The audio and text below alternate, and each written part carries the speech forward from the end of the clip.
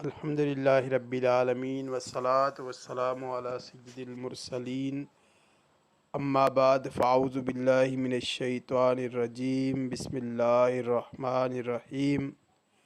दुआए जानशीने अत्तार या रब्बल मुस्तफ़ा जेको भी ही रिसालो अमीर अहले सुन्नत जे मदीने जे सफ़र जा वाक़ियात मुकम्मल पढ़ी या ॿुधी वठे उनखे मदीने जे आशिक़ अमीर अहले सुन्नत जे सदक़े मदीने जो हक़ीक़ी दीवानो बणा ऐं उन सां हमेशा हमेशा जे लाइ राज़ी थी वञ।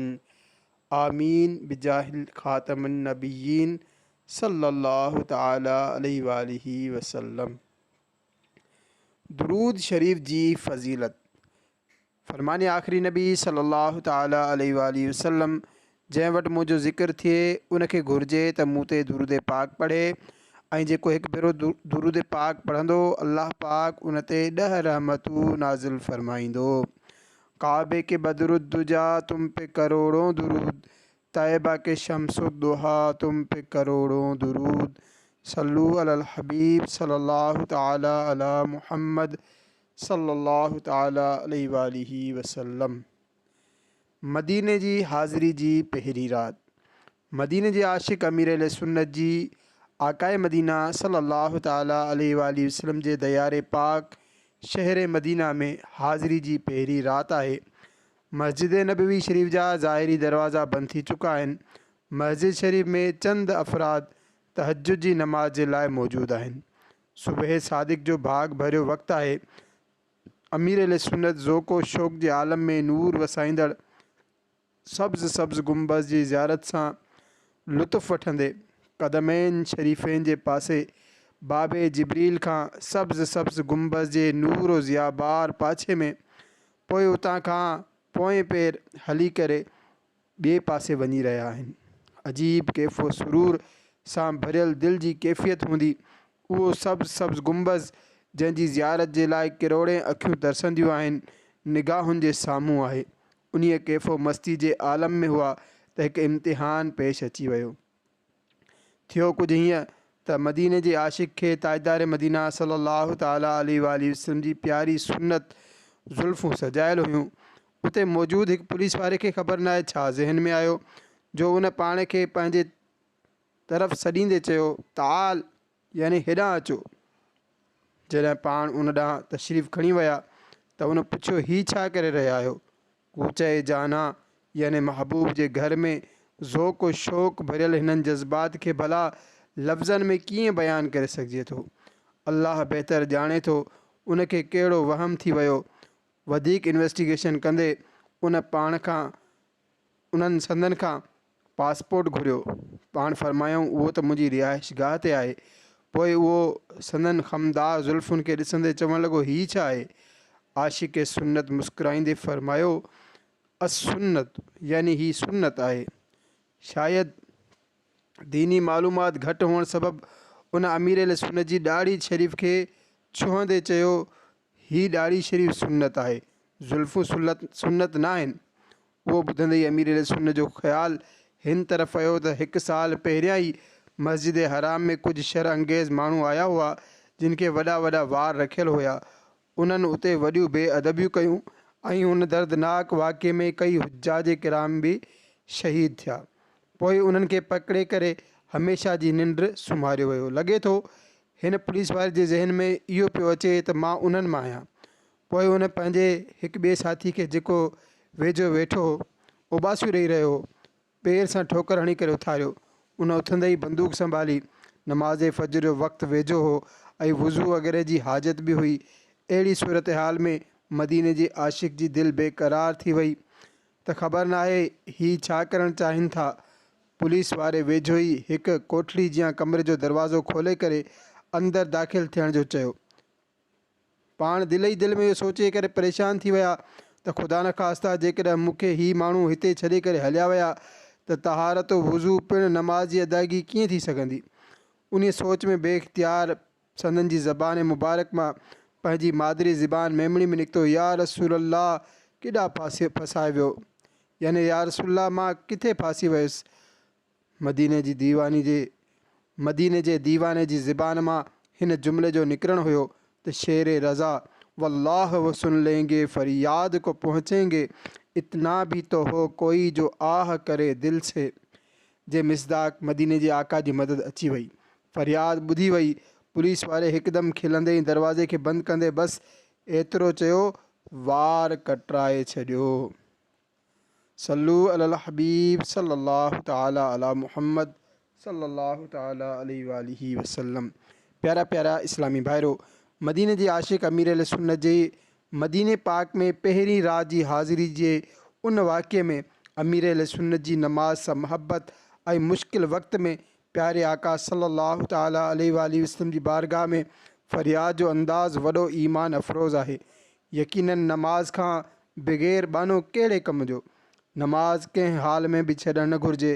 पिणु सख़्तु रंज ऐं मुसीबत में जॾहिं उम्मती पंहिंजे प्यारे प्यारे आख़िरी नबी सल्लल्लाहु ताला अलैहि वसल्लम खे यादि कंदो आहे त हुज़ूर सल्लल्लाहु ताला अलैहि वसल्लम पंहिंजे परेशान हाल उम्मती जी मदद फ़रमाईंदा ऐं मुसीबत खां नजात ॾियारींदा आहिनि। छो त पाण सल्लल्लाहु ताला अलैहि वसल्लम अल्लाह पाक जी अता सां ग़ैब ॼाणींदा ऐं सॾण वारे जी मदद फ़रमाईंदा आहिनि। पाण सल्लल्लाहु ताला अलैहि वसल्लम मशहूर लक़ब दाफ़िउल बला यानी मुसीबतुनि खे परे करण वारो आहे ऐं संदन ही लक़ब क़ुरान मजीद मां साबित आहे। जीअं त सीपारे 9 सूरह अनफ़ाल आयत नंबर 33 में इरशाद बारी ताला आहे। तर्जुमो कंज़ुल इरफ़ान। ऐं अल्लाह जो ही शान नाहे त उन्हनि खे अज़ाब ॾिए जेसिताईं ए हबीब अवां उन्हनि में तशरीफ़ फ़रमा हुजो।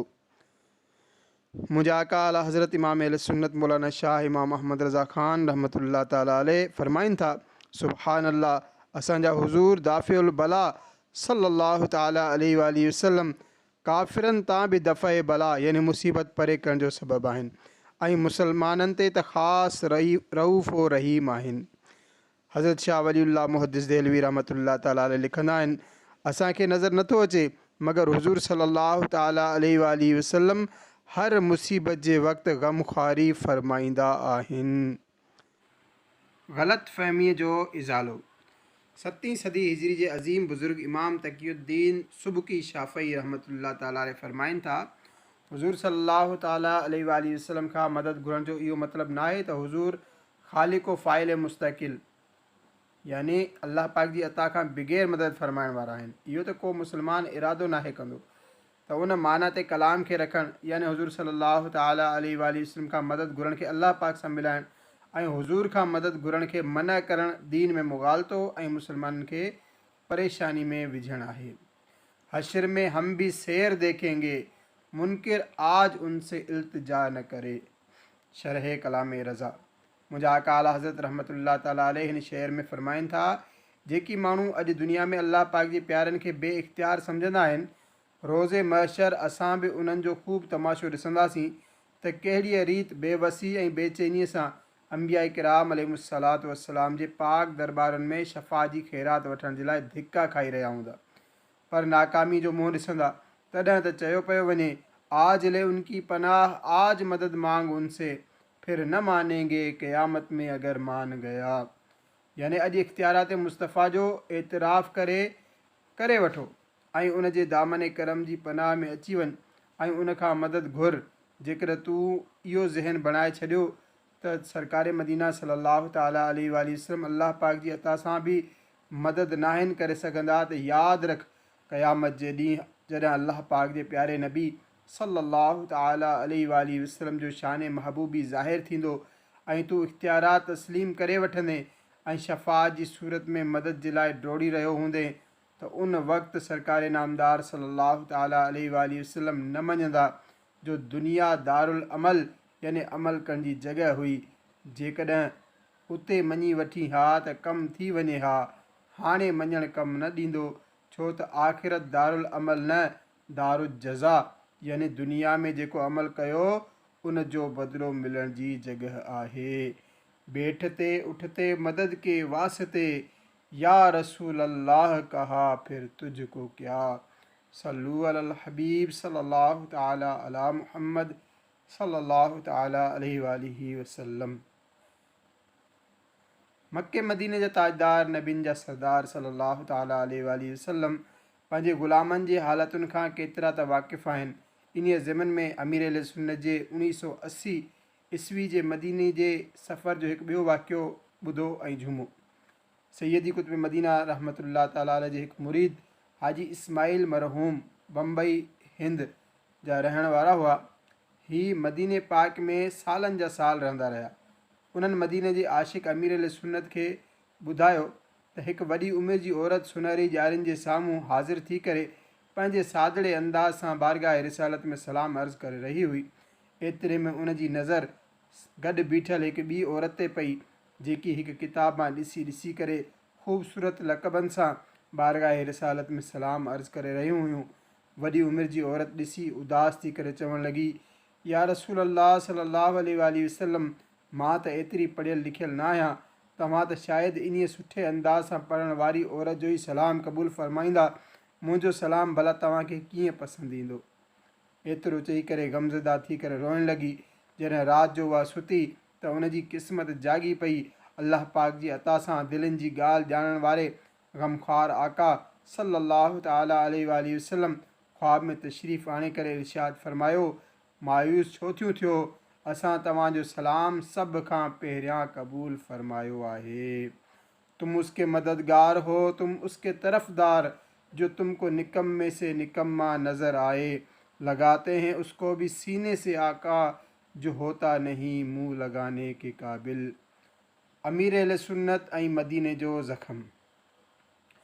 1980 ईस्वी में अमीर अहले सुन्नत जे पहिरें मदीने जे सफ़र जे मौक़े ते मस्जिद नबवी शरीफ़ जे मुबारक दरवाज़े, जंहिंखे सुल्तान अब्दुल मजीद जी निस्बत सां बाबे मजीदी चवंदा आहिनि, जी तरफ़ खां रस्ता खोटियल हुया ऐं रोड ते पत्थर उभिरियल हुया। मदीने जे आशिक़ अमीर अहले सुन्नत पहिरें उघाड़े मदीने पाक जी मुबारक शाहराहनि ते हलंदे पंहिंजे पीरो मुर्शिद जे आस्थाने ॾांहुं हाज़िरी जे लाइ वधंदा वञी रहिया हुआ त हिकु पत्थर शरीफ़ सां पेर में धकु लॻी पियो। पेर में सूर ऐं सोज जे सबबु हलण में तकलीफ़ थियणु लॻी। हिकु साहिबु जेको इस्पताल में कमु कंदो हो ऐं सैयदी कुतुब मदीना रहमतुल्लाह ताला अलैह जे आस्थाने आलिया ते हाज़िर थींदो हो, उनखे डॉक्टर साहब ऐं आशिक़ जे लक़ब सां सॾियो वेंदो हुयो। मदीने जे आशिक़ अमीर अहले सुन्नत जे जॾहिं उन सां मुलाक़ात ऐं ॻाल्हि ॿोल थी त उहो वाक़ई वॾो आशिक़ निकितो। चवणु लॻो, हीउ त मदीने जो ज़ख़म धकु आहे, हिन जो इलाजु कहिड़ो। पोइ उन चंद बुज़ुर्गनि जा वाक़िया ॿुधाया, जिन खे ॿुधंदे ई अमीर अहले सुन्नत फ़रमायो, मां हिन मदीने जे ज़ख़म जो इलाजु न कराईंदुसि। ॼण ये ज़ख़म है तैबा का, ये सब को नहीं मिलता, कोशिश न करे कोई इस ज़ख़म को सीने की। इन तकलीफ़ सां पाण पहिरें उघाड़े हलंदा रहिया। हिकु भेरे ईअं ई सूर जे आलम में हलंदे सुनहरी ॼारियुनि ते हाज़िर थी करे आकाए मदीना सल्लल्लाहु अलैहि वसल्लम जी बारगाह में अर्ज़ु कयो, या रसूल अल्लाह, हीउ तव्हांजी मुबारक घिटीअ जो ज़ख़म आहे ऐं तव्हांखे मुंहिंजे हालात जी सभु ख़बर आहे। जेकॾहिं मां सब्र करे सघां तॾहिं त हीउ सूर सॼी ज़िंदगी मूंसां गॾु रहे, ऐं जेकॾहिं तव्हां इहो सम्झो था त मां सब्र न करे सघंदुसि त तव्हांखे ई हिन खे ठीकु फ़रमाइणो आहे। मां हिन जो इलाजु न कराईंदुसि। मदीने जे आशिक़ नाज़ भरे अंदाज़ में हीअ अर्ज़ु करे वापसि पंहिंजे क़यामगाह ते अची वियो। गर्मी शरीफ़ जी हाज़िरी ऐं उस शरीफ़ में सेकजण जे करे 2-4 ॾींहंनि में उहो सूर पाण ई हलियो वियो। शाफ़ी हो नाफ़ी हो तुम, काफ़ी हो वाफ़ी हो तुम, दर्द को कर दो दवा तुम पे करोड़ों दुरूद। मदीने जूं पाक घिटियूं। ए मदीने जा आशिक़ो, काइनात जी हसीन तरीन मस्जिद, आशिक़नि जे अखियुनि जो ठार मस्जिद नबवी शरीफ़ में उमूमन अमीर अहले सुन्नत अकेले हाज़िरी ॾींदा हुआ। आशिक़ान रसूल जी दीनी तहरीक दावत इस्लाम जी शुरूआति न थी हुई। हिकु ख़ुशगवार शाम जो मदीने जो आशिक़ मस्जिद नबवी शरीफ़ में हाज़िरी ॾियण खां पोइ बाबे जिब्रील खां निकिरी करे जन्नतुल बक़ीरा अकेले मदीने जी घिटियुनि में वञी रहिया हुआ। उन मुबारक दौर में बाबे जिब्रील जे साम्हूं कुझु इमारतूं हुयूं, जिन जे विच ते हिकु पुरकैफ़, जेका ॾिसण में नंढड़ी पर अज़मत जे लिहाज़ खां तमामु वॾी मोड़ खाईंदे मुबारक घिटी जन्नतुल बक़ीरा वेंदी हुई। बाबरकत छो न हुजे जो मदीने जे शहर जी घिटी हुजण जो शरफ़ माणियो। वधीक फ़ज़ीलत जो बाइस ईअं जो उन मुबारक घिटीअ में कई घरनि मुबारकनि जे बारे में मशहूरु हो त ही अहले बैत अतहार जा मुबारक घर आहिनि। ऐं बाबे जिब्रील जे साम्हूं वारे घर जे बारे में ॿुधायो वेंदो हो त ही मुसलमाननि जे पहिरें ख़लीफ़े आशिक़ अकबर सिद्दीक़ अकबर रज़ी अल्लाह ताला अन्हु जो आली शान घर हो। उन ख़ुशनसीब घिटी खे आशिक़ाने रसूल बेहिश्ती घिटी यानी जन्नती घिटी चवंदा हुआ। पर हाणे उहा घिटी ज़ाहिरी अखियुनि सां नथी ॾिसी सघिजे, छो त उनखे शहीद करे मस्जिद शरीफ़ में ई शामिलु कयो वियो आहे। सल्लू अलल हबीब सल्लल्लाहु तआला अला मुहम्मद। मदीने जो आशिक़ बाबे जिब्रील खां आकाए मदीना जे शहर मदीने जी पाक घिटियुनि बाबरकत घिटियुनि खां गुज़री रहिया हुआ त साम्हूं ज़मीन ते हिकु शइ ते अल मदीना लिखियलु हो। दिलि तड़पी वई त इहो मदीनो जंहिंजो नालो वठण सां वात में माखी पइजी वञे, इहो मदीनो जंहिंजे नाले सां आशिक़नि जे अखियुनि मां ॻोढ़ा जारी थी पवनि, उहो मदीनो जंहिंजो नालो वठण सां जन्नत जी हवा हलणु लॻे। जीअं त आला हज़रत लिखनि था, नामे मदीना ले दिया चलने लगी नसीम खुल्द, सोज़िशे गम को हमने भी कैसी हवा बताई क्यों। उहो मदीनो जेको सॼी दुनिया जो नगीनो आकाए मदीना सल्लल्लाहु अलैहि वसल्लम जो बाबरकत शहर आहे, उन मुबारक नाले खे अक़ीदतो शौक़ सां चुमी वरितो। हिकु वॾी उमिरि जे शख़्स उहो ॾिठो त ख़बर नाहे पंहिंजी ज़ुबान में छा चवणु लॻो। अमीर अल सुन्नत मदीने जे नाले खे चुमी करे कुझु अॻिते वधिया ई हुआ त पोयां कंहिंजे सलाम करण जो आवाज़ु आयो। मुड़ी करे ॾिठो त हिकु पाकिस्तानी शख़्स हुयो। उन वॾे सुहिणे अंदाज़ सां मुलाक़ात कई ऐं अर्ज़ु कयो, उन शख़्स जो बुरो न मञिजो, अव्हांखे सुनहरी ॾियारियुनि ते हाज़िरी ॾियण जे वक़्तु खां मां तव्हांखे ॾिसंदो पियो अचां। मूंखे तव्हांजा अंदाज़ तमामु सुठा लॻा आहिनि। अव्हां असांजे घरु हलो ऐं मूं वटि खाधो खाओ। मदीने जे आशिक़ फरमायो, मूंखे खाधे जी तलब नाहे। वरी उन अर्ज़ु कयो, हलो मूंखां कुझु रक़म तोहफ़े तौरु क़बूलु फरमायो। मदीने जा आशिक़ कॾहिं न ख़तमु थियण वारे इश्क़ रसूल जी दौलत सां माला माल हुआ। उन्हनि खे दुनिया जी नापाइदार दौलत सां कहिड़ो गर्ज़ु। पाण रक़म वठण खां इनकार कंदे फरमायाऊं, अल्हम्दुलिल्लाह मूं वटि रक़म मौजूदु आहे। पोइ पाण वटि क़याम करण जी दावत पेश कई। पाण फरमायूं, अल्हम्दुलिल्लाह मूं वटि रहण जी जॻह बि आहे। उन वॾो इसरार कयो, पर पाण उनखे मना फरमाए छॾियो। मदीने जूं घिटियूं। मदीने जी मुबारक घिटियुनि जी त कहिड़ी ॻाल्हि कजे। उहे मुबारक घिटियूं जितां हुज़ूर सल्लल्लाहु ताला अलैहि वसल्लम सवें बल्कि हज़ारे भेरा गुज़रिया आहिनि। सहाबा किराम व अहले बैत अतहार अलैहिम रिदवान जे मुबारक घरनि जा निशान आहिनि। हिननि मुबारक घिटियुनि जी अज़मत व शान कीअं बयानु थिए। मदीने पाक जी शान में केतिरनि ई शाइरनि दुनिया जे मुख़्तलिफ़ ज़बाननि में हज़ारे शेर लिखिया आहिनि। सैयदी कुतुब मदीना रहमतुल्लाह ताला अलैह फरमाइनि था, सैयद अमजद हुसैन अमजद हैदराबादी मदीने पाक में पंहिंजी मशहूरु नात मुंहिंजे घर में लिखी। उन नात में मदीने पाक जी मुबारक घिटियुनि जो ज़िक्र ख़ैरु वॾे ख़ूबसूरत अंदाज़ में कयो वियो आहे। उन नात जा चंद शेर ही आहिनि। किस चीज़ की कमी है मौला तेरी गली में, दुनिया तेरी गली में, उक़बा तेरी गली में, किस तरह पाँव रखें या साहिबे बसीरत, आँखें बिछी हुई हैं हर जा तेरी गली में, मौत व हयात मेरे दोनों तेरे लिए हैं, मरना तेरी गली में, जीना तेरी गली में, सूरज तजल्लियों का हरदम चमक रहा है, देखा नहीं किसी दिन साया तेरी गली में। अमजद को आज तक हम अदना समझ रहे थे, लेकिन मकाम उसका पाया तेरी गली में।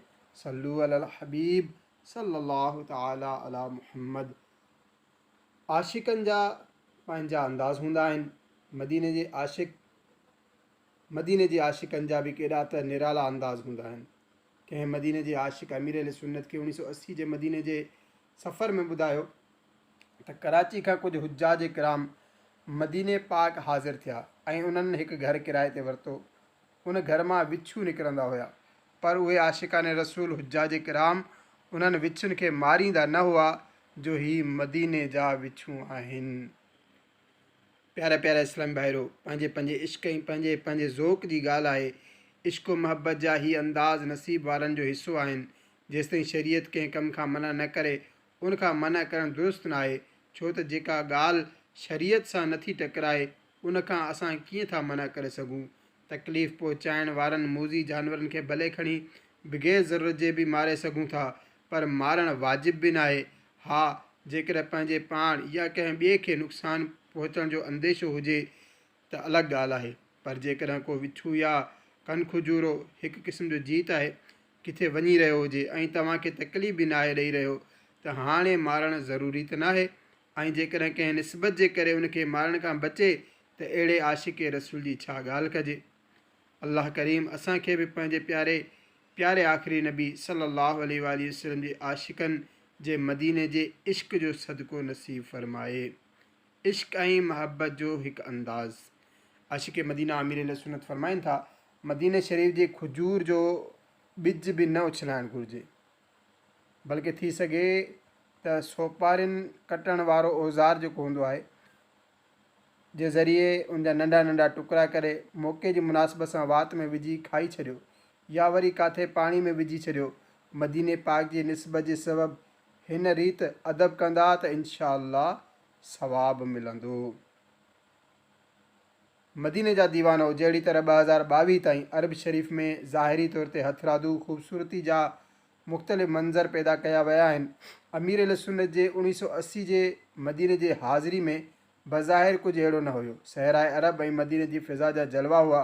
मुख़्तलिफ़ शाइर नातुनि में मदीने पाक खे गुलज़ार मदीना, बाग़ मदीना, गुलशन मदीना वग़ैरह जे लफ़्ज़नि सां बयानु कंदा आहिनि, जंहिंसां ईअं लॻंदो हो त शायदि उते बज़ाहिर बि हर तरफ़ सावक ई सावक ऐं ख़ूबसूरत मंज़र सीनरीज़ हूंदा, मगर मदीने जे आशिक़ जे मदीने जे इश्क जवाबु ॾिनो, जेकॾहिं मदीने पाक में वाक़ई ज़ाहिरी कुदरती अहिड़ियूं सावकूं ऐं ख़ूबसूरतूं मंज़र हुजनि हा त शायदि केरु चई सघे पियो त माण्हू मदीने में हिननि ख़ूबसूरत मंज़रनि खे ॾिसणु वेंदा आहिनि, जॾहिं त हक़ीक़त में अहिड़ो कुझु न आहे। आशिक़नि जे दिलो दिमाग़ में दुनिया जो ख़ूबसूरत तरीन मंज़र साए साए गुंबद शरीफ़ ऐं सुनहरी ॼारियुनि जा जलवा समायल आहिनि। उशाके मदीना उन्हनि लाइ मदीनो मदीनो चई रहिया आहिनि, मदीने जे लाइ तड़पी रहिया आहिनि, उन्हनि खे ॾिसण लाइ सिकी रहिया आहिनि, छो त उते मदीने जा आका सल्लल्लाहु ताला अलैहि वसल्लम बनफ़्से नफ़ीस तशरीफ़ फ़रमा आहिनि। हिकु ॿिए शाइर केतिरी प्यारी प्यारी ॻाल्हि चई आहे, सहराए मदीना के जब देख लिए जलवे, गुलशन के नज़ारे सब बेकार नज़र आए। मदीने जी यादि में कलाम लिखी वरितो। मदीने जे आशिक़ अमीर सुन्नत हरमैन तैयबैन जी ज़ाइरीन जी रहनुमाई जे लाइ रफ़ीक़ुल हरमैन नाले हिकु किताबु लिखियो आहे, जंहिंमें मके मदीने में हाज़िरी जे आदाब सां गॾोगॾु हज ऐं उमिरे जो तरीक़ो ऐं हज उमिरे जे अहम दीनी मसइलनि जो बयानु आहे। पाण फ़रमाइनि था, मां उनखे दिलि जमई सां लिखण जे लाइ क्लिफ्टन, कराची पाकिस्तान में दावत इस्लाम जे मरकज़ी मजलिस शूरा जे रुकन हाजी अब्दुल हबीब अत्तारी जे वालिद साहिब हाजी याकूब गंग साहिब मरहूम वटि रुकियल हुयुसि। बहार जी मौसम थी त घरनि जे ॿाहिरां गुल बाटी में रंग बरंगी ख़ूबसूरत गुल टिड़णु शुरू थी विया। हर घर जे ॿाहिरां गुल ई गुल हुया। उन लम्हे मुंहिंजी तवजो मदीने जे सहरा जी रौनक ॾांहुं वई त अत्तार जे दिलि इहो फ़ैसिलो कयो त मदीने जे सहरा जी पुरकैफ़ रौनकुनि जे साम्हूं हिननि गुलनि जी रौनक कुझु बि न आहे, छो त हिन रौनक में गुम थी करे माण्हू गफ़लत में ॿुॾी सघे थो, जॾहिं त बानो मदीने जी यादि में जेतिरो वधंदो वञे ओतिरो ई मंज़िल जे क़रीब थींदो हलियो वेंदो। ईअं ई सोचुनि में मदीने जे आशिक़ कलम खयों ऐं पंहिंजूं दिली कैफ़ियतूं कुझु हिन रीति शेरनि जी सूरत में लिखियूं। जिस तरफ देखिए गुलशन में बहार आई है, दिल मगर दश्ते मदीना का तमन्नाई है, खुशनुमा फूल गुलिस्तां में खिले हैं लेकिन मेरा दिल खारे मदीना ही का शेदाई है। सल्लु अलल हबीब सल्लल्लाहु ताला अला मुहम्मद सल्लल्लाहु अलैहि वसल्लम। अमीर हमज़ा जी मज़ार ते हाज़िरी। प्यारा प्यारा इस्लामी भाइरो, सॼो मदीनो ई ज़ियारत जी जॻह आहे। छा मदीने जा जबल, छा मदीने जा सहरा, मदीने पाक जा जबल या मुबारक गार, हर तरफ़ बहार ई बहार आहे। मदीने पाक जे मुबारक ज़ियारत गाहुनि मां हिकु अहम ज़ियारत जबल उहद शरीफ़ ऐं हज़रत अमीर हमज़ा रज़ी अल्लाह ताला अन्हु जी मज़ार आहे। मदीने जे आशिक अमीर अहले सुन्नत केतिरा ई भेरा अम्मे रसूल असदुल्लाह व असदु रसूल यानी अल्लाह पाक ऐं उन जे प्यारे प्यारे आख़िरी रसूल जे शेर हज़रत अमीर हमज़ा रदी अल्लाह ताला अन्हु जी मज़ार मुबारक ते हाज़िरी जी सआदत माणी। अमीर अहले सुन्नत कराची खां अकेला ई मदीने जे सफ़र ते रवाना थिया हुया, पर उते हिकु सुञाणण वारो मिली वियो हो। पाण उन सां गॾु हाज़िरी जे लाइ विया। हज़रत अमीर हमज़ा रदी अल्लाह ताला जी मज़ार शरीफ़ सां गॾु ॿिया शोहदाए उहद जा जामबाज़ सहाबा किराम बि आराम फ़रमा आहिनि। हिननि मुबारक मज़ारनि ते हाज़िरी वॾी सआदत जी ॻाल्हि आहे, छो त हुज़ूर पाक सल्लल्लाहु ताला अलैहि वसल्लम पाण हर साल जे शुरू या आख़िर में शोहदाए उहद रदी अल्लाह अन्हुम जी ज़ियारत जे लाइ तशरीफ़ वठी वेंदा हुया। हिकु रिवायत में आहे त अल्लाह पाक जे रहमत वारे नबी सल्लल्लाहु ताला अलैहि वसल्लम उहद जे शहीदनि जी ज़ियारत जे लाइ तशरीफ़ वठी विया ऐं अर्ज़ु कयो, या अल्लाह पाक तुंहिंजो बानो ऐं तुंहिंजो नबी गवाही ॾिए थो त ही शहीद आहिनि ऐं क़यामत ताईं जेको हिननि जी ज़ियारत जे लाइ ईंदो ऐं उन्हनि ते सलाम कंदो ही जवाबु ॾींदा। शोहदाए उहद जी करामत तक़रीबन 1000 साल पहिरें जो बुज़ुर्ग हज़रत इमाम अबू बकर अहमद बिन हुसैन बैहक़ी रहमतुल्लाह ताला अलैह पंहिंजी किताब दलालुन नुबुवा में लिखनि था, हिकु साहिब चवनि था त मूंखे मुंहिंजा वालिद मोहतरम मदीने पाक खां शोहदाए उहद जे मज़ारनि ॾांहुं वठी विया। जुमे जो ॾींहुं हुयो, सुबुह थी चुको हो, पर सिजु अञा न उभरियो हो। मां पंहिंजे वालिद मोहतरम जे पोयां हुउसि। जॾहिं असां मुबारक मज़ारनि वटि पहुतासीं त मुंहिंजे वालिद साहब वॾे आवाज़ सां अर्ज़ु कयो, सलामुन अलैकुम बिमा सबर फ़नेम उक़बद्दार, यानी तव्हां ते सलामती हुजे छो त तव्हां सब्र कयो त आख़िर जो सुठो अंजाम केतिरो न सुठो आहे। जवाबु आयो, वालेकुम सलाम या अबा अब्दुल्लाह। मुंहिंजे वालिद साहब मूं ॾांहुं मुड़ी करे ॾिठो ऐं चयो त ए मुंहिंजा पुट, तो जवाबु ॾिनो आहे? मूं चयो न। उन्हनि मुंहिंजो हथु पकिड़े पंहिंजे सॼे पासे करे वरितो ऐं ॿीहर उहो ई सलाम अर्ज़ु कयो। ॿीहर अहिड़ो ई जवाबु मिलियो। टीं भेरे वरी सलाम कयो त वरी उहो ई जवाबु मिलियो। उन ते मुंहिंजा वालिद मोहतरम अल्लाह पाक जी बारगाह में शुक्र जे सजदे में किरी पिया। सैयदी हमज़ा को और जुमला शहीदान उहद को भी और सब गाजियों को शहसवारों को सलाम। ए आशिकान रसूल, सहाबा किराम व औलिया उज़्ज़ाम जे मज़ार मुबारकनि ते हाज़िरी ॾियणु ऐं उन्हनि जी बारगाह में सलाम अर्ज़ु करणु ख़ुशनसीबनि जो हिसो आहे। ॾिसो, तक़रीबन 1000 साल पहिरियां जे बुज़ुर्ग जी किताब मां मुबारक मज़ारनि ते हाज़िरी जो सबूत मिलियो ऐं शोहदाए उहद जी करामत बि ज़ाहिर थी। जान निसारे सहाबा किराम न सिर्फ़ु सलाम जो जवाबु ॾिनो, बल्कि अल्लाह पाक जी अता सां सलाम करण वारे जो नालो ऐं कुनियत ताईं ॼाणे वरिती। अल्लाह रब्बुल इज़्ज़त अज़्ज़ वजल जी उन्हनि ते रहमत हुजे ऐं उन्हनि जे सदक़े असांजी बेहिसाब मग़फ़िरत थिए। अल्लाह गनी शान वली राज दिलों पर दुनिया से चले जाएं हुकूमत नहीं जाती।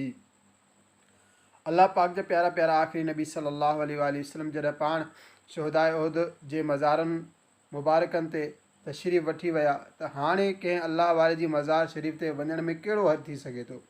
अल्लाह करीम असांखे आशिकान रसूल जी सोहबत नसीब फ़रमाए ऐं बुज़ुर्गान दीन जे मज़ारनि ते अदब व ताज़ीम सां हाज़िरी ॾियण जी सआदत अता फ़रमाए।